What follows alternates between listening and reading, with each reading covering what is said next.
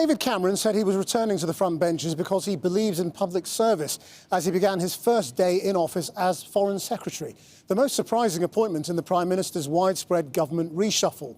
Of Rishi Sunak's 3 top ministers, only Jeremy Hunt kept the job he had when he woke up this morning.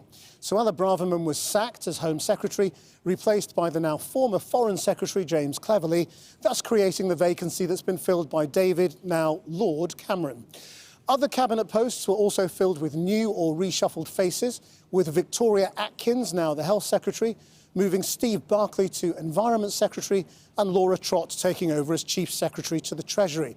And the backbencher Esther McVey was appointed Minister without portfolio and will attend cabinet meetings. Our political editor, Gary Gibbon, has all the details. We've had 30 years of vested interest standing in the way of change. 30 years of rhetorical ambition which achieves little more than a short-term headline. It is time for a change, and we are it. Not the obvious curtain raiser for this appointment. 5 weeks after Rishi Sunak's conference speech trashed the political legacies of this man and others, invited David Cameron to join his team. 7 years after he left the building, he walked in and looked like he was checking out his old home for changes. To those watching yesterday's remembrance ceremony, David Cameron was one more figure from our recent history. He knew he was about to break out from these ranks and rejoin frontline political life 7 years after he left it. And the Secretary of State for the Home Department, the Home Secretary. In another surprise, it turns out that's now the man on the right. The surprise appointment did distract, but brings its own complications. David Cameron's now boss of a department he said shouldn't be merged with the aid department, shouldn't have cut aid. And he's been warmer to China than this government. Lord Cameron then went straight into his first meeting with India's foreign minister, no doubt as surprised as anyone else to see the former Prime Minister in this job today.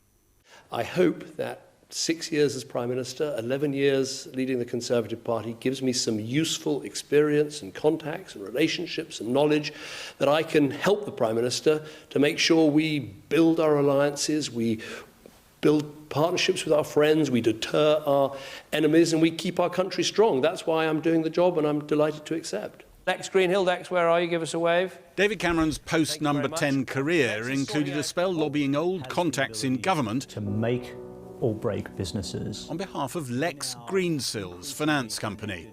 An investigation led by an MP who now sits round the cabinet table as Work and Pensions Secretary said David Cameron's intensive messaging showed a significant lack of judgment. As far as I'm concerned, that is all dealt with and in the past, and I now have one job as Britain's Foreign Secretary, as part of Rishi Sunak's team, to try and make sure this country can be as secure and as prosperous in a difficult and dangerous world. Number 10 said Suella Braverman had been dismissed because of differences of style and that government must speak with one voice. Rishi Sunak appointed her a year ago to appease the right of the party.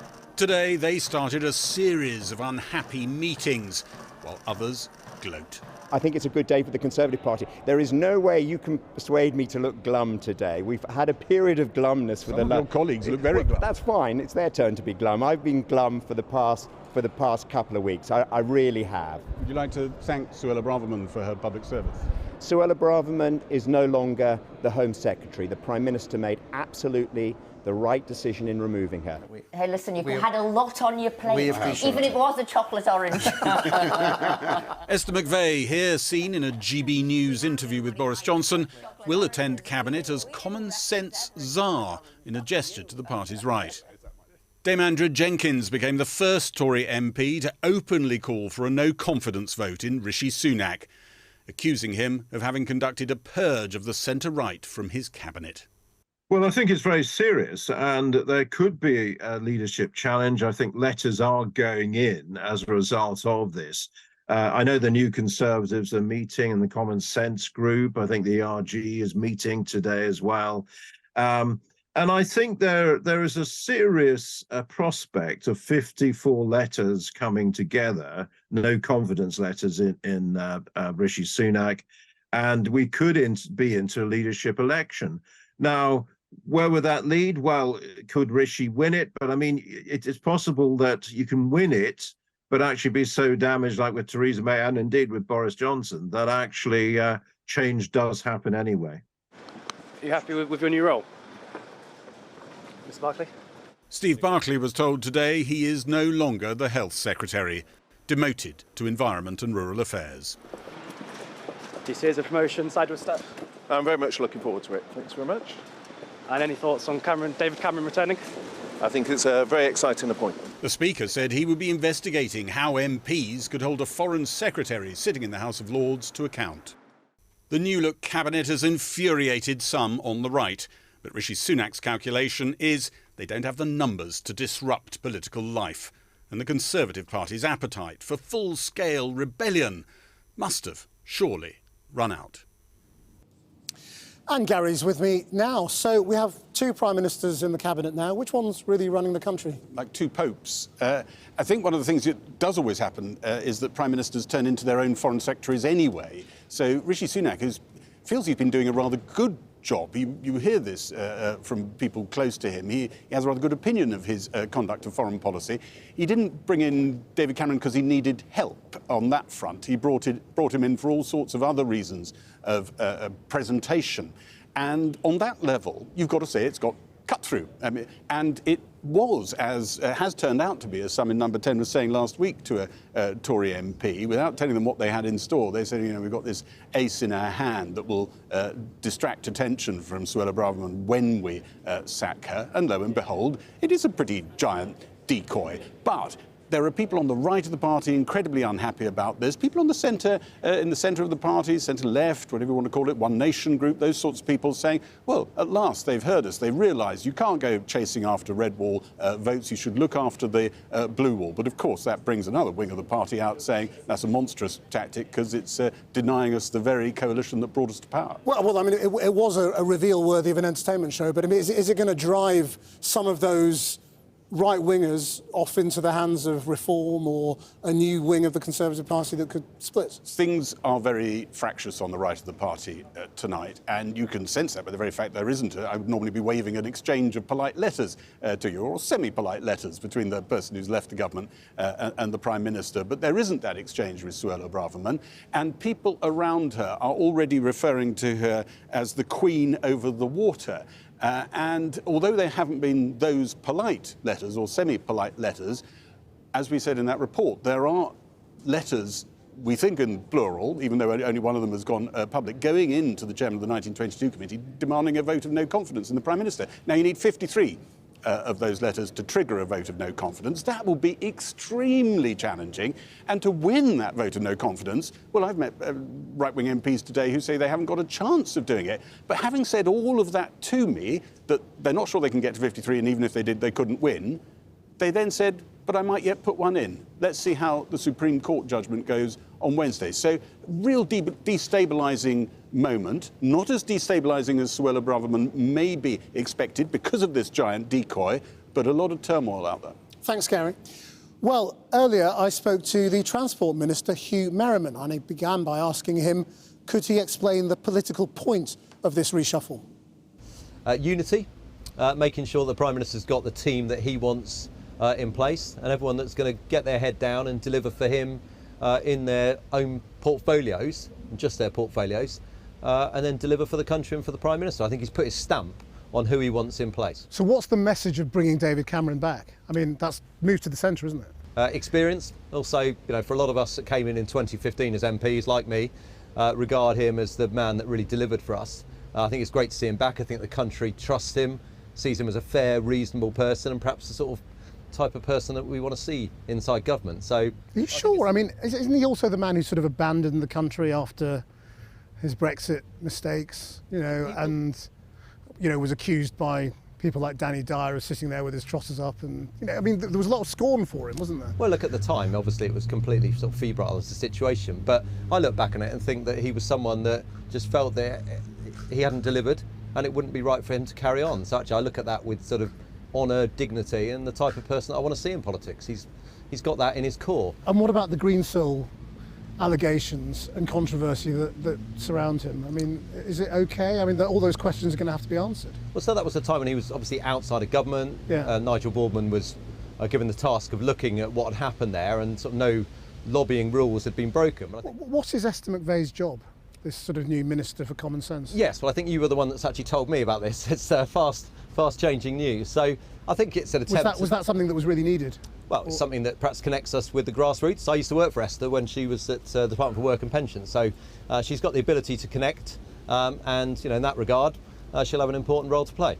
Isn't the trouble that Rishi Sunak just did a speech talking about 30 years of failed government, that government doesn't work, and he's bringing back people who were part of that failed system of government? Well, I remember talking to you the day of the conference speech, and you put that to me. Obviously, as I made clear at the time, what he was reflecting on is that people didn't feel as if politics had delivered for them over a series of decades. And you don't worry that people will think this just looks desperate, sort of a desperate last roll of the dice, just sort of bring anyone, bringing David Cameron back. It's just bizarre, isn't it, for most people? Look, I think it shows clout from the Prime Minister that you can attract a former Prime Minister and come back to work in the team. And then what you've also got, and so you look at the new housing sector, it's just been announced, Lee Rowley, a real smart reformist, a real thinker. So you've got a mix of experience and talent and potential. But you look like a party who, a lot of whom have just accepted that you're losing the next election. People want to line up their next job, and they're kind of getting out while they can. I think, we've been in power for 13 years, so that means that we have a challenge. Because we've been in place a long time, and sometimes people see difficult times and they look at change. What we've got to remind people is that we are the party that will deliver for them, and we only do that if we're unified, if we're a team, and we all row in behind the Prime Minister. And that's why I think today's change. Which Prime Minister, though? The Prime Minister, the Rishi Sunak. The Prime Minister or the old Prime Minister who's come back? Actually rowing in together. Who's going to really be in charge?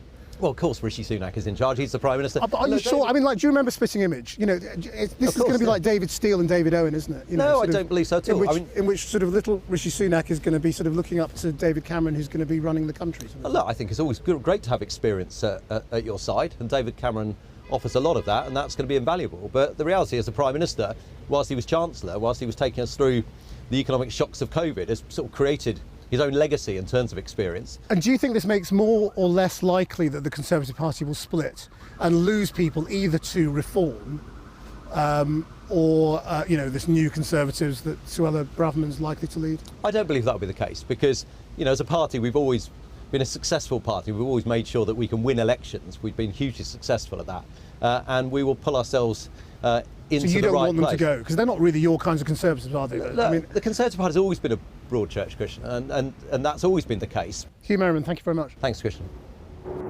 Well, I also spoke to the former Business Secretary, Sir Jacob Rees-Mogg, who served in the Cabinet under Boris Johnson and Liz Truss and is now a presenter on GB News. I began by asking him what he made of the Cabinet reshuffle.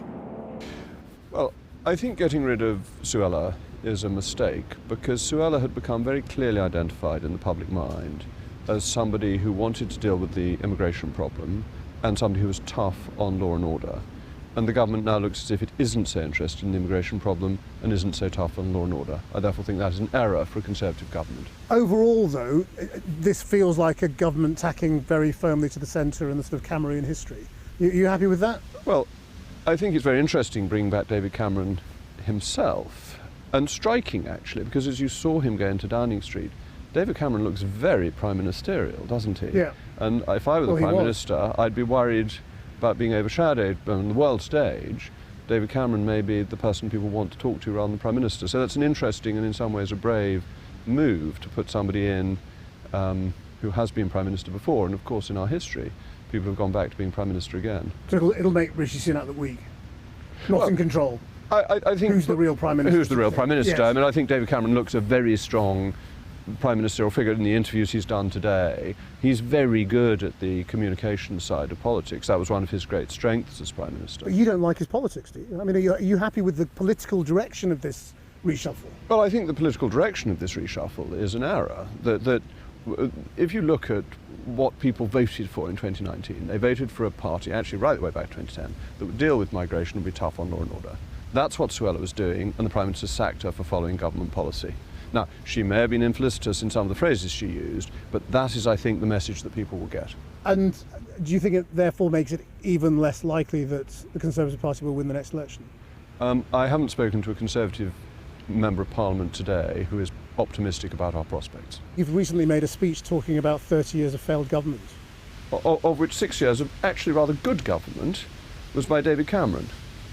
Well, I mean, not according to Rishi Sunak. But according to me, Yeah. I mean, sorry to be a more loyal Conservative than some others, but I think David Cameron did a good job as Prime Minister by and large. Of course, I didn't agree with him on everything, but I didn't agree with anybody on everything. It's not human nature to. But he gave us the referendum on Europe, he gave the country a choice, he got the deficit under control, he reorganised education, he reorganised welfare. He was actually a pretty good Prime Minister. This is extraordinary. I thought you were politically very opposed. No, I didn't. This is not a sort of an old school thing, is it? No, it's not. No, delighted, of course, to have an Titanium Bank in the Cabinet. It was always very remiss not to have one. But, no, I disagreed with David Cameron over Europe, which turned out to be the big issue of our political lives. And just finally, with your GB News hat on, Esther McVey will have to leave GB News, won't she, as a minister who now attends Cabinet? I assume, yes. I assume that you can't be at GB News or indeed any other broadcaster and be in office. Yes. That's the normal form. Jacob Rees-Mogg, thank you very much. Thank you. How is the news of David Cameron's surprise return to government going down with voters? Our senior political correspondent, Paul McNamara, went to Dudley to find out. The horizon is blisteringly bright in Dudley North today, but it's a horizon with a surprise on it. You a fan of David Cameron? No. He's back. He's back. He's back. What are you on about? He's back. He's back in government. You're joking. No. He's the Foreign Secretary now. Oh, is he? Oh, I missed that. Oh, I saw already the other one was fired, so I got glad on that one. But all right, are you happy to have him back? Not really, no. It wasn't the guy who actually initiated the Brexit. Yeah, that's David Cameron. Exactly. Got us out of the EU because created a whole, chaos. I mean, he didn't get us out of the EU. He campaigned for Remain. Yeah, he campaigned to Remain. Yeah. Okay. That guy's back now. What do you reckon? No. This is prime red wall, traditionally Labour but Conservative in 2019. For voters here, the sacking of Suella Braverman, hailing the return of David Cameron, is getting a mixed reception. And he's a waste of space. They got rid of him, fetched him back. So, they don't know how we live. We live in council houses and whatever, and Baltimore and whatever. They live in mansions. They haven't got a clue how the other half live. But her, why they sacked her, I don't know why, because I was telling her, everybody, what we're thinking, and now they got rid of her. Why? Does right, it make you? Yeah. I like David Cameron. He's a cool guy. What do you like about him? Well, he's not very provocative. Not provocative is not how the opposition see the now Lord Cameron. Labour smell blood in the water dripping from the red wall and have spared no time capitalising. Hello. We've got some Labour campaigners out. Yes, of course. Yeah. Yes. So you're... I'm Richard Parker. I'm standing to be on Labour's candidate to be Metro Mayor in the election next May. David Cameron back in office. You've got to be over the moon about this. I think that's good news for Labour. I think on his record with Brexit, on his record in terms of austerity, we can sell that at the doorstep. The greatest problem whoever is campaigning may find next election, though, apathy. Well, I've always been a Conservative. Okay. For ever since I can remember. How do you feel at the moment about it? Maybe it's time for a change. I could never vote Labour, ever. So you're in a bit of a pickle, really, with who you vote for. I am in a pickle. He's in a pickle. Many Red Wall MPs feel the same. Well, joining me now is David Cameron's former Downing Street Head of Communications, Sir Craig Oliver, and Sonia Soda, who's Chief Leader Writer at The Guardian. Craig, do you think this reshuffle and bringing back your old boss makes it more likely of a Conservative victory at the next election? I'm not sure it does, but I think you've got to look at what the reasons why Rishi Sunak has decided to do this. I think that what had happened with Suella Braverman had got pretty much out of control. And I think a lot of people were increasingly looking at the Conservative Party as being pretty right-wing, not appealing to the liberal Conservative wing of the Conservative Party and voters out there in the so-called blue wall. So I think there is an element of him trying to say, look, the Conservative Party is more of a broad church than you perhaps thought. But I think the real reason is that I think he wants a good, solid, stable pair of hands next to him who's not there trying to challenge for what happens after the next election if they lose. He is there as somebody who's not interested in trying to become Prime Minister again and can offer him good, strong, solid advice. So Foreign Secretary is a bit of a cover story? No, I don't think it's a cover story. I think that David Cameron is an internationally respected politician who certainly knows the brief inside out.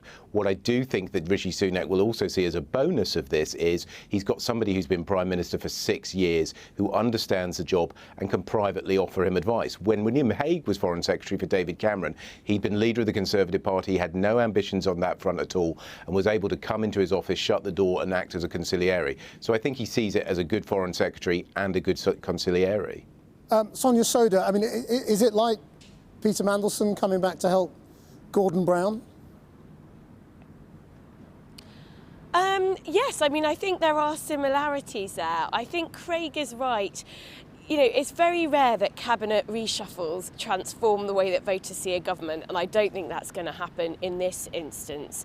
I think to the extent that it sends a message, though, some voters may look at it and say, well, look, you know, Sunak's bringing in someone with that experience into the Foreign Office. But I think there's a risk that to the extent that it cuts through with voters, people look at it and say, gosh, this is a Conservative Party that's been in government for 13 years. They're really at the end of the road. I mean, rather than promoting new talent, Rishi Sunak's got to put a former Prime Minister into the Lords in order to fill his cabinet, the top jobs in his cabinet. Will it not bring back an air of competence? Well, yes. I mean, you know, some voters may see that, but then you've got to remember that David Cameron is a Prime Minister who had to resign because he lost the Brexit referendum. The country didn't vote in the way that he thought they were going to, in the way that he wanted them to. So, you know, some people might argue that there's an air of competence, but others might say, well, look, this is a Prime Minister who lost the Brexit referendum and had to resign as a result. Craig Oliver, I mean, there are clearly people on the right who are unhappy both with the sacking of Suella Braverman and the bringing back of David Cameron. Jacob Rees-Mogg earlier was saying he hadn't spoken to a colleague who didn't think this made things worse. What do you think the danger of a proper right-wing rebellion is? Well, so far it's the dog that hasn't really barked. I think that if Jacob Rees-Mogg were correct, we would have seen a lot more than himself and Andrea Jenkins coming out. The reality is, over the last couple of weeks, I think that Suella Braverman really overplayed her hand.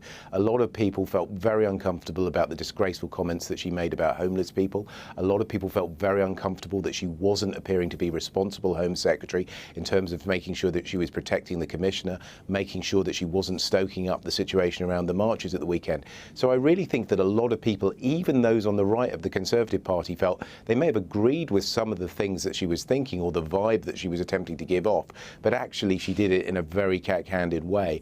And I suspect the waters will close in above her head quite quickly, and I don't think that she'll be troubling the leadership of the Conservative Party if they lose the next election. It's a very male-dominated cabinet at the top now, isn't it? Does that matter? Yeah, I do think it matters, and I think that throughout the last 13 years there has been a real attempt to show that there's diversity in the cabinet. You may not have agreed with it, but I think there was a real attempt to make sure that there was proper diversity.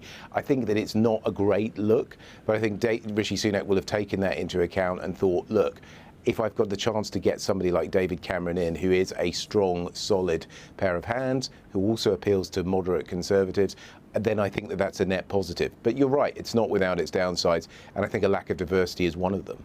Sonia Soda, do you think that punches through to voters? Lack of diversity, and also, I suppose, just the churn. I mean, how many people we get through? I mean, we get through a lot of Prime Ministers, so yeah, well, we shouldn't be surprised we get through so many Cabinet Ministers, I suppose. I mean, I think it matters on a material level. We've just heard, you know, in the last couple of weeks from the COVID inquiry about some of the decision-making that was taken, and it was taken by quite a closed group of people who didn't have broad experience. I think it really matters that there isn't a woman in one of the top 4 jobs, because not just from a representation sort of perspective and in terms of showing the country that you are a modern, diverse party, but also because it materially affects the nature of decision-making. And if you haven't got women in the top jobs, you know, there's nobody bringing a sort of more diverse set of perspectives. So I do think it matters. I do think it matters. But at the end of the day, when you take a step back from this, you know, we hear that Rishi Sunak wants to reset his government through this cabinet reshuffle. But the next election is all going to be about the economy. It's going to be about the NHS. The NHS is facing another winter crisis. I'm afraid. These movements. But Sonia Soda, thank you very much indeed. I'm sorry to cut you off, but we've got to move on, I'm afraid. And Sir Craig Oliver, thank you as well.